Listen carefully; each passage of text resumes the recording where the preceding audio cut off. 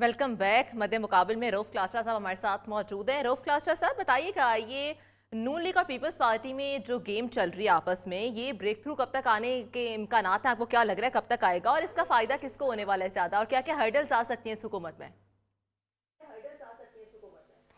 मेरा ख्याल है कि ऑलरेडी अगरचे वो कहते हैं it's better to deal with the devil you know than the angel you don't no.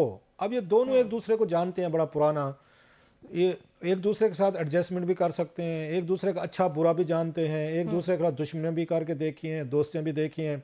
2008 में अगर आपको याद होगा जब गिलानी साहब वज़ीर आज़म बनने थे, उस वक्त भी इनकी हुकूमत जो है, इन्होंने पहली दफ़ा तजर्बा किया था कि नवाज़ लीग और पीपल्स पार्टी करीब आए थे, और इसहाक डार साहब जो हैं ये वज़ीर ख़जाना थे उनकी हुकूमत के, और भी 5-6 बड़े बड़े मेरे ख्वाजा आसिफ थे, साद रफ़ीक थे, चौधरी निसार अली खान साहब थे, तो इस तरह के 3-4 बड़े उसमें लोग शामिल थे, शायद हसन इकबाल साहब भी थे।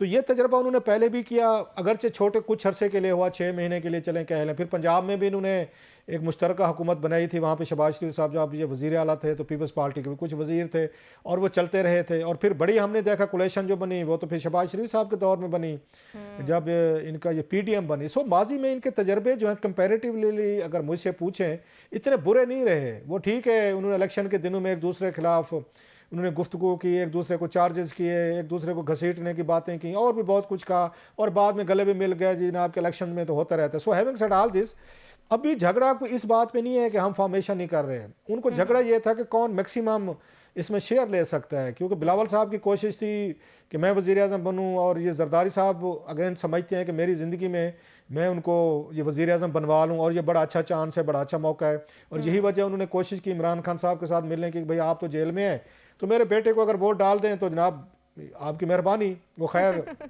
खान साहब इस पे नहीं माने। सो अल्टीमेटली वो ये पावर में दोबारा आ रहे हैं, और मेरी जो इतला है कि सदर के इस पे तो उनको कोई एतराज़ नहीं है, जरदारी साहब को सदर मानने को तैयार हैं वो। तो रऊफ क्लास्ट्रा नवाज साहब, लीग जो पीपल्स है पार्टी मसला ऐसा उनको क्या चेयरमैन मांग रही सेनेट है, और ऐसी स्पीकर कौन की सी पोस्ट पे आ सीटें रहे हैं। मांग रही है जो कि नून लीग अभी तक देने में नाकाम है? ऐसी कौन सी डील मांग रही है आखिर पीपल्स पार्टी जिसको इतना प्रोलॉन्ग किया जा रहा है?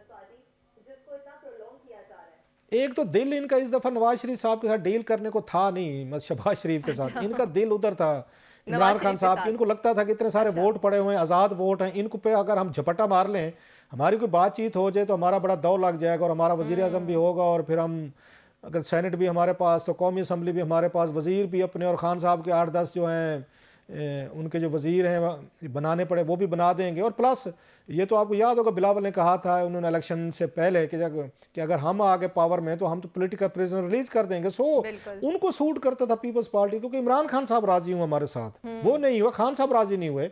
अब ये मुझे नहीं समझ आ रही, जो अहम सवाल है कि जनाब कि अगर आप राजी हो भी जाते, पीपल्स पार्टी भी राजी हो जाती, इमरान खान साहब भी राजी हो जाते, ठीक है जी बना लें जॉइंट आप हुकूमत, तो क्या एस्टेब्लिशमेंट राजी हो जाती, जिनको इमरान खान साहब पे मतलब 1001 इतराज़ात हैं उनके पार्टी के लोगों पे हैं, जिनको उन्होंने वहाँ आके बल्ले के निशान पे नहीं लड़ने दिया, जिनके लोगों को उन्होंने बैलेट बॉक्स पे उनका सिंबल नहीं आया, जिनकी पार्टी खत्म कर दी गई, लोग पकड़ के जेलों में डाल दिए गए, खान साहब जेल में पड़े। तो पीपल्स पार्टी ने ये कैसे सोचा हुआ था, जस्ट वंडरिंग कि जनाब कि वो हमें अलाउ कर देंगे कि ठीक है आप इमरान खान साहब के साथ अलायंस बना लें, आप वज़ीर आज़म बन जाएं, और उनको रियायतें कर दें, उनके ट्रायल ख़त्म करें, उनकी सज़ाएं ख़त्म करें, पार्डन करें। मैं उनके पॉइंट ऑफ व्यू से सोच रहा हूँ। सो वो अलायंस वो भी नहीं था, पॉसिबल भी नहीं था। अगर ये कर भी रहे थे पीपल्स पार्टी में भी, ये पीपल्स पार्टी उन पर दबाव डाल रही हो एस्टेब्लिशमेंट पे कि देखें जी अगर आपने हमारी मर्जी की डील नवाज शरीफ साहब से लेकर ना दी तो फिर हम उधर चले जाएंगे, बार्गेनिंग चिप के तौर पर वो यूज़ कर रहे हो खान साहब की। तो उनकी जो आपका सवाल था, खान साहब के पास गई थी कि खान साहब की मदद तो ले ली जाएगी पार्टी की, लेकिन उसके बाद उनको साइडलाइन करवा दिया जाएगा इक़्तिदार में आने के बाद, क्या ऐसा सोच रही थी पीपल्स पार्टी?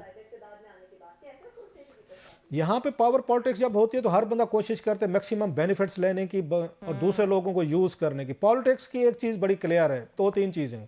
एक, आपको बेरहम होना चाहिए, रुथलेस होना चाहिए पावर लेने के लिए, नंबर 1। दूसरा, जहाँ पे दौर लगता है दूसरे बंदे को इस्तेमाल कर लें, जो सबसे ज़्यादा इस्तेमाल कर लेगा किसी को वही आपका वो कहते सिकंदर ठहरेगा। सो यहाँ पे यूज़ करने का वो चल रहा है कि कौन कितना इसमें हिस्सा बकदरे जुस्सा ले सकता है। जैसे मौलाना साहब जो हैं उन्होंने 2-3 बड़ी प्रेस कॉन्फ्रेंसेज या उन्होंने इंटरव्यू तो उन्होंने टिका दिया कि भाई साहब आप यहाँ बैठ के सब कुछ बांट रहे हैं तो मेरा हिस्सा किधर है। अब मौलाना साहब को खुश करने के लिए सारी कोशिशें हो रही हैं कि इलेक्शन हो रही है, इलेक्शन हो रहा है, काउंटिंग हो रही है, वो सदर का ओहदा मांग रहे हैं, वो जरदारी साहब मांग रहे हैं। So power politics is a very strange thing, इसलिए आम लोग नहीं कर सकते, ये बड़े इंतहाई मतलब बिल्कुल एबनॉर्मल आपने लोगों सही का कहा काम कि है। सब इस अगेन कोशिश उस में है कि किसी एबनॉर्मल को से कुछ ना मुराद है कुछ जो मिल जाए और एक्स्ट्राऑर्डिनरी सबसे तौर ज्यादा पर जो बेनिफिट हासिल कर सके, सब इसी कोशिश में है कि हम ज्यादा बेनिफिट हासिल कर लें, दूसरी पार्टी का बेशक सहारा क्यों ना लेना पड़े।